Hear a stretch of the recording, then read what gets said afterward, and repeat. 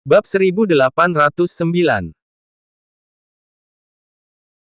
Setelah itu, cibiran sombong terdengar dari kabut hitam yang menghilang dengan cepat. Mendengar perkataan itu, Cecil sangat cemas dan berkata, "Jangan biarkan dia pergi." Orang itu berada dalam kegelapan dan Saka berada dalam posisi terang. Dia bisa menjebak Saka dengan sesuka hati. Siapa yang identitasnya terungkap terlebih dahulu, dialah yang kalah. Tentunya sekarang Saka yang akan dipermainkan oleh lawannya dengan sesuka hati. Namun, pada saat ini, Saka justru berkata dengan santai, "Kamu adalah Novea." Cibiran sombong dari orang di dalam kabut hitam tiba-tiba berhenti. Sepertinya dia tidak menyangka Saka akan tiba-tiba berkata seperti itu. Kabut hitam yang sebelumnya sedang mundur dengan cepat, kini juga terhenti seketika. Saka berkata sambil tersenyum nakal, "Kamu adalah Novea dari 7 pilar abadi." Orang di dalam kabut hitam terpaku sejenak, lalu tersenyum sambil berkata, "Iya, benar. Aku adalah Novea. Beri tahu saja kepada Adair." Keyakinan darinya membuat orang tidak yakin. Apakah dia benar-benar mengakuinya atau membiarkan Saka salah menebak dan mengikuti cerita Saka? Namun, Saka justru tersenyum dan berkata, "Keserakahan, kemarahan, kebodohan, kebencian, cinta, kejahatan, nafsu. Inilah yang disebut sebagai 7 dosa dalam kehidupan manusia menurut ajaran doktrin." Murid-murid doktrin berlatih untuk menahan ketujuh dosa ini dalam hati mereka, dengan tujuan mencapai tingkat nirwana. Tapi orang yang memiliki 7 dosa yang paling parah di dalam hatinya nggak mampu mengatasi 7 dosa itu sendirian, ujar Saka. Oleh sebab itu, adanya jalan yang melawan arus ajaran. Mengubah 7 dosa menjadi beban untuk orang lain sebagai cara bertarungnya, lanjut Saka. Harus aku akui bahwa kamu memang sangat berbakat karena memilih jalan ini. Sayangnya kamu bertemu denganku, tutur Saka. Barusan kamu menggunakan kebencian dan keserakahan, kan? Apa perlu aku lanjutkan lagi?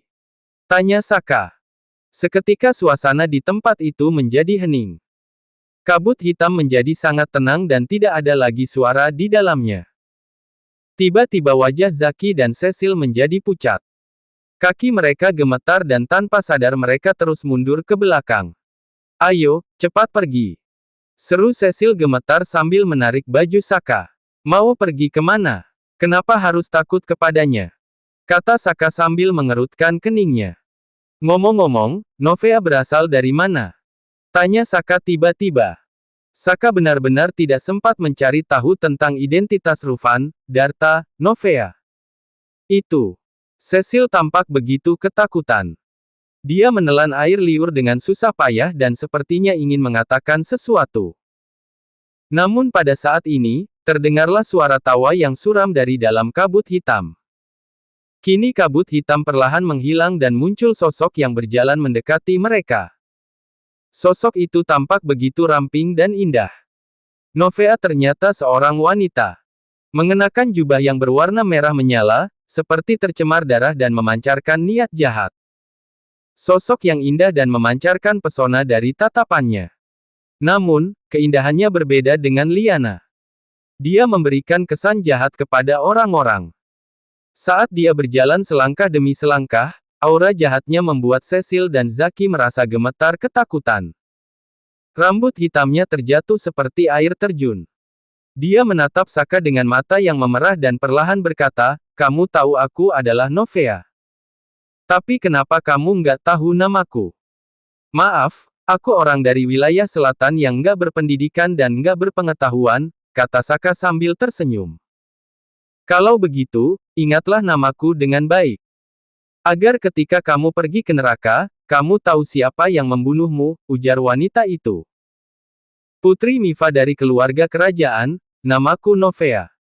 Hanya karena kamu adalah putri dari kerajaan, jadi mereka takut padamu. Bukankah Gunung Reribu mengutamakan persaingan yang adil?" kata Saka dengan ekspresi aneh. "Kamu nggak mengerti. Dia terlahir kejam dengan membawa energi jahat dan niat bunuh dalam garis keturunan kerajaan. Kaisar berharap bisa mengubahnya dengan ajaran doktrin. Tapi biksu terhormat pun terpengaruh oleh pikiran jahatnya, sehingga jatuh ke jalan setan. Bahkan guru negara pun mengatakan bahwa kejahatan dalam dirinya nggak bisa disembuhkan lagi. Dia sangat suka melihat orang-orang terjebak dalam perjuangan antara 7 emosi dan 6 keinginan. Dan dengan ini dia mengambil keuntungan untuk berlatih doktrin jahat. Jika jatuh ke tangannya, itu sama seperti jatuh ke neraka yang tak berujung. Jadi lebih baik mati saja. Hahaha. Kamu bilang itu neraka abadi, tapi bagiku itu adalah surga. Ujar Novea. Tertawa gila terdengar dan Novea membuka kedua lengannya sambil berkata dengan tatapan penuh gairah, kamu bisa mengetahui identitasku, itu berarti kamu berjodoh dengan doktrin. Jadi aku akan membantumu untuk memasuki ajaran doktrin. Saat ini dia tidak perlu lagi menyembunyikan kekuatan aslinya. Suara nyanyian yang megah tiba-tiba terdengar dari mulutnya. Dia mulai membacakan mantra doktrin. Itu adalah mantra tertinggi dari ajaran doktrin. Setiap kali membacakannya akan mendapatkan lebih banyak pahala. Namun, semakin sering dia membacakannya, semakin terasa terburu-buru dan gelisah. Mantra doktrin yang suci dan mulia itu ibarat sebuah kata sakti yang membuat orang merasa jengkel dan gelisah dan berbagai pikiran jahat mulai tergerak dari hatinya. Ekspresi wajah Saka berubah. Sialan. Senjata di dalam sakunya mulai tegang. Sialan. Di antara 7 dosa doktrin, hanya nafsu yang tidak bisa ditahankan oleh Saka. Efeknya begitu dahsyat. Aku juga mengerti sedikit tentang doktrin. Tongkat Vajraku juga bisa menyelamatkan orang. Apa kamu ingin mencobanya? Ujar Saka.